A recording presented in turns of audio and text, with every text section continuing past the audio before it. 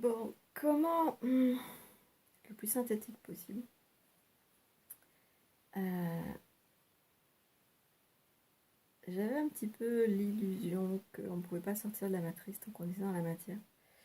Et puis, euh,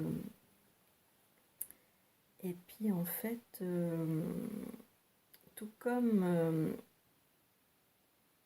tout comme donc dans certains, je sais plus, les deux dernières vidéos que j'ai faites, je développe sur le fait qu'on n'est pas obligé de vivre des situations saturatoires violentes pour arriver à basculer. On peut vivre des petites saturations événementielles qui nous font basculer graduellement et vraiment on peut basculer grâce à ça. Mais je pense qu'en fait il faut vraiment l'outil pour basculer. Tout comme par exemple quand on saute à la perche, ou comment c'est déjà euh, Oui, quand on saute à la perche. Le saut à la perche, hein, j'en ai jamais fait. Hein. Mais le saut à la perche, vous pouvez faire le saut en longueur sans perche et vous n'allez pas bien loin. Par contre, vous prenez une perche et alors là. Donc voilà, je dirais qu'à la limite,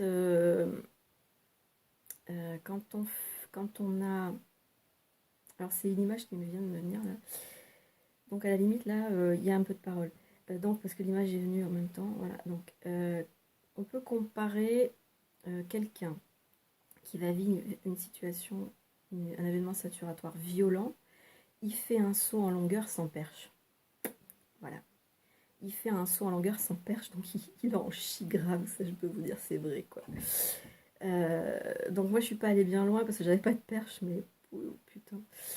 Et mais par contre, progressivement après ça, il y a eu d'autres basculements saturatoires. Et petit à petit, pouf, la perche est apparue. Donc la perche, elle est là maintenant et ben, je vais vous la donner parce que du coup vous allez pouvoir être des athlètes qui vont sauter en longueur mais à la perche. Euh, donc ça consiste en quoi cette perche? Alors c'est un petit peu le bâton de relais aussi qu'on se passe quand on fait une course de relais. Parce qu'on va tous utiliser cette perche-là d'une façon différente qui va être individuelle. Mais alors, elle a déjà commencé à être donnée par plein de personnes dans la psychologie évolutionnaire. Est-ce qu'elle a été donnée en étant vécue? Je sais pas, parce que on a beaucoup d'instructions quand même sur cette perche. Mais est-ce qu'on a des instructions intégrées? Je sais pas, aucune idée. Est-ce qu'on peut le sentir? Je sais pas non plus. Enfin bon, bref. La perche, je peux vous dire que je ne l'ai pas forcément intégrée dans chacun de mes instants de vie, mais ça commence à s'installer parce qu'elle est vraiment toute nouvelle dans ma conscientisation. Et elle consiste à voir dans toute situation la polarité, c'est-à-dire la tentation de la polarité. Et j'ai été tentée en fin d'année par la polarité, c'est-à-dire que j'ai été attaquée par quelqu'un que j'aime beaucoup, qui m'a poussée et je suis tombée dans le piège de la culpabilisation, de l'incapacité, du doute. Ah ouais, mais c'est horrible, je suis un personnage abominable, patati patata. Et donc, oui, c'est ça, mais c'est le personnage, quoi. Mais on y croit tellement être ce personnage que quand quelqu'un nous met en accusation, on se dit oh, oh, quelle horreur, oh, donc je serais comme ça, c'est affreux. Et, euh, et du coup, on tombe dans la tentation de la culpabilité. Parce que la culpabilité, c'est une grosse tentation. Et puis, on a tellement de mémoire de culpabilité, parce qu'on a eu tellement de rejet-abandon, qu'on a plus de mémoire de culpabilité que de mémoire de vertu, à la limite, quoi. Et comment ça s'appelle en psychologie, le surmoi, il va avoir des tentations de vertu. Parce qu'il veut être l'idéal de lui-même, il veut être une meilleure version de lui-même, etc. Enfin, tout ce qu'il y a dans le New Age, l'amour inconditionnel, tout ça, c'est de la vertu. Et donc, on va tomber, quand on se spiritualise, on va tomber dans la polarité de la vertu. Mais l'éducation, le conditionnement nous fait plutôt polariser du côté de la culpabilité. Et donc, en fin d'année, je me suis retrouvée dans cette polarité de la culpabilité et ça m'a pas mal mâché et j'ai ruminé dans ma culpabilité, etc. Et puis dans la sieste du 1er janvier, j'ai eu des rêves encore, des trucs très très précis, et, et est apparu l'arbre de la connaissance du bien et du mal. Et en fait, il s'est renversé et l'arbre de vie est apparu. Et en fait, j'ai vu que les racines de l'arbre de la connaissance, c'était en fait les racines aussi de l'arbre de vie, et que l'arbre de vie était de l'autre côté. Et avec une amie, on venait juste de parler des arbres, parce que j'avais vu qu'une de mes plantes avait des feuilles qui favorisaient d'autres feuilles, et j'avais observé ça, j'avais trouvé ça vraiment fabuleux, et je lui en avais parlé. Et elle m'a dit, mais oui, mais tu sais bien, les arbres, c'est un seul être, et quand il y en a un qui est en difficulté, les autres, ils se rallient et tout pour l'aider, enfin bon. Et je pense que ça avait contribué dans le thème de l'arbre, quoi, à me mettre sur la piste de l'arbre de vie et de l'arbre de la connaissance. Et j'ai vraiment eu cette vision de ces deux arbres-là qui en fait étaient ça. Et du coup, j'ai vu qu'on avait le 8 de l'infini. J'ai vu les deux arbres comme ça. Et donc leur tronc était là, comme ça. Hein. Et que j'ai vu aussi le 8 de l'infini, mais comme je le compare toujours à un sablier. Et j'ai vu qu'en fait, ça ressemblait à un B. Vous voyez? C'est un B. Là, il est droit, et là, il y a des ronds. Et le sablier, il a la forme d'un B. Et on entend le sablier. Le sablier. Et là, ça a fait ouh. Et après, j'ai vu même que le ça lié, c'était Alice. Et je me suis dit, mais là, c'est ça, quoi, dans le terrier du lapin blanc, Alice. Et je me suis dit, mais Tim Burton, enfin, je ne sais même plus comment il s'appelle, l'auteur de Alice.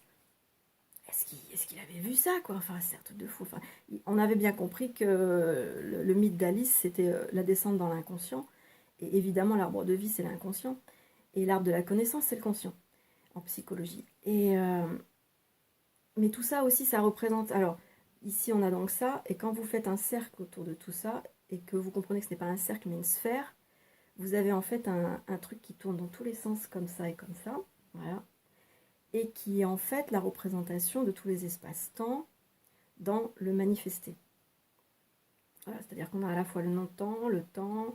Alors le temps du côté de l'arbre de la connaissance du bien et du mal, et le non-temps. Le non-temps, bien sûr, est représenté ici par le trou noir qui se trouve entre les deux. En fait, on a l'atome aussi, là aussi. L'atome, et donc tout ce qui est manifesté a ça à l'intérieur de lui-même, à l'intérieur de chaque atome. Donc je vais pas dire cette dynamique, mais cet archétype, enfin c'est encore même au-delà de l'archétype, parce que l'archétype, c'est encore une structure qui se trouve ici dans le temps. En fait, on a vraiment la structure de l'atome ici, même si les atomes se trouvent de ce côté-là, puisque les atomes sont des manifestations de l'arbre de vie. Et l'arbre de vie se prolonge ici dans le système nerveux.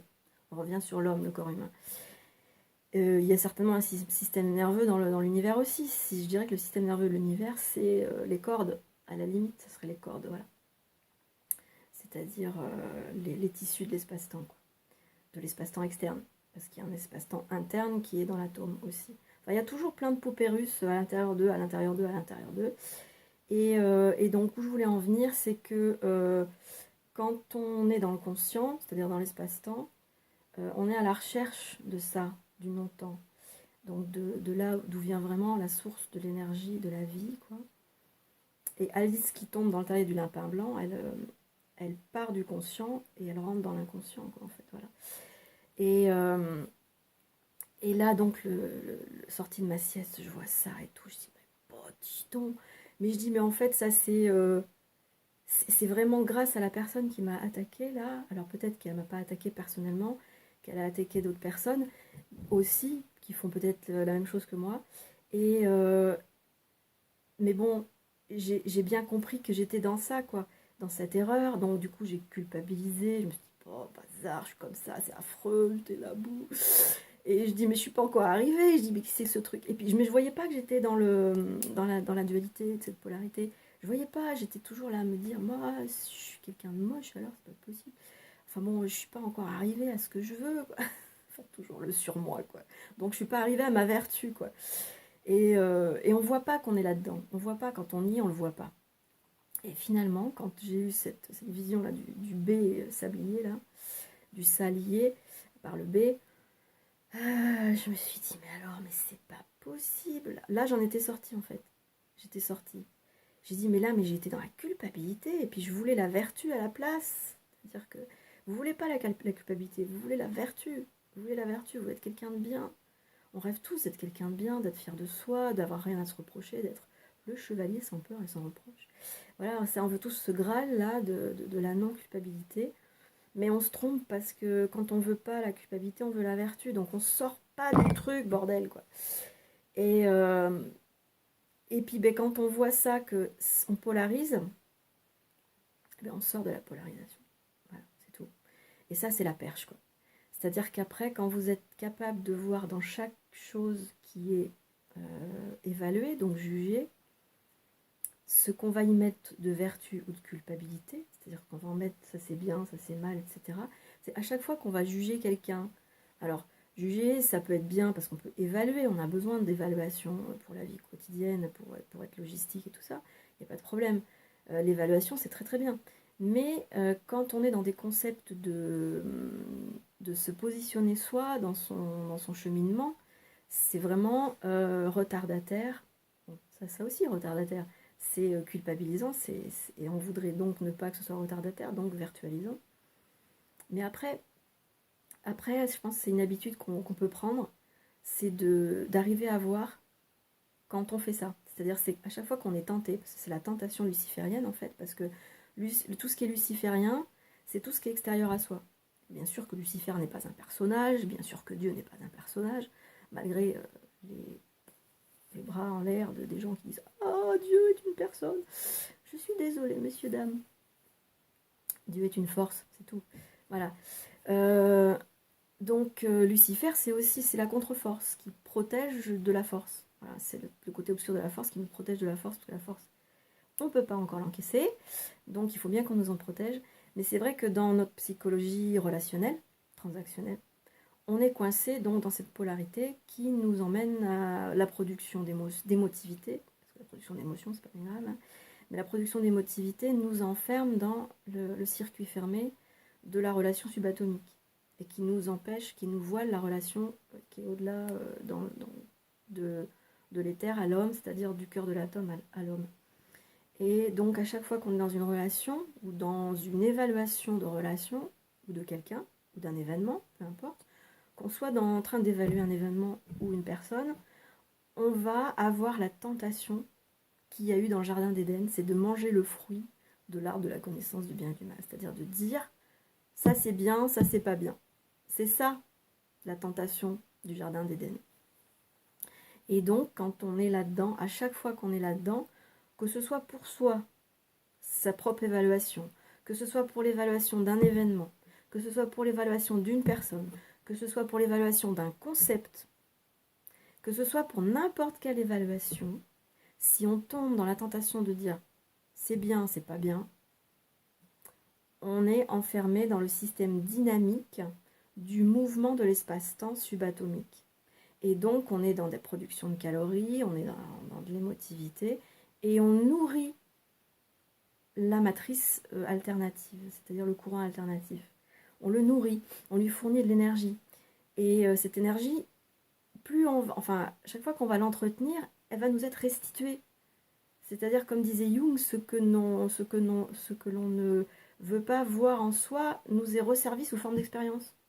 C'est-à-dire, tant qu'on ne veut pas voir cette polarité qui fait qu'on entretient le système, il nous refournit de l'expérience qui va nous le faire voir. Voilà, donc on n'en sort pas. Et on ne sort pas de la matrice, donc de cette matrice secondaire, qui n'est pas la matrice originelle. Et donc, quand on attrape cette perche-là, on peut faire le saut en longueur qui nous ramène à la maison, atome. Qui fait qu'en fait, on peut vivre ce que le Nazaréen disait, c'est être dans le monde et ne pas faire partie du monde. C'est-à-dire être dans la matrice, mais ne pas faire partie de la matrice. Et en fait, on peut, à ce moment-là, rentrer dans une vie harmonieuse et créative qui va faire qu'on va s'alimenter directement à la source au sein de la matrice alternative. C'est-à-dire qu'on va régénérer la source au lieu de lui prendre de l'énergie à la... On va pas régénérer la source, on va régénérer la matrice alternative.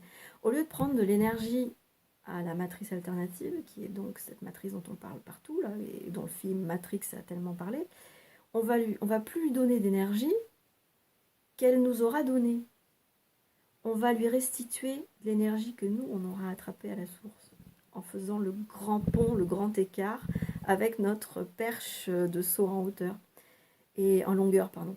Et donc, au lieu de réinjecter de la merde à la matrice alternative, on va lui réinjecter de la véritable énergie, c'est-à-dire de l'énergie créative. Et là, messieurs, dames, je crois que ça change tout, quoi. Bon, je vois vraiment pas ce qu'on pourrait dire de plus, sinon Eureka, quoi. Eureka. Maintenant, il n'y a plus qu'à.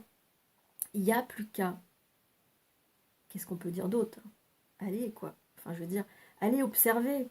Mais alors donc, encore une fois, si vous allez observer chez les autres, vous êtes encore dedans.